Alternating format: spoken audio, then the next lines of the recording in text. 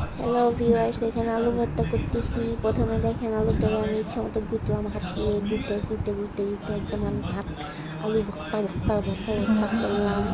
ঠিক আছে, এখন নিতেছি চিলি ফ্লেক্স দিয়ে আলু ভর্তা খেতে আমার খুব মজা লাগে। কাঁচামরিচ দিয়ে আলু ভর্তা খেতে আমার একদম ভালো লাগে না।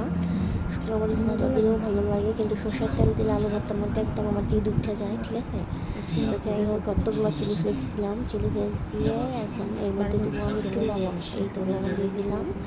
এখন আমি হাত দিয়ে ইচ্ছা মতো ওইটাকে মাখবো। দেখবেন কিছুক্ষণের মধ্যেই আমি ওইটাকে ইচ্ছা মতো মাখবো।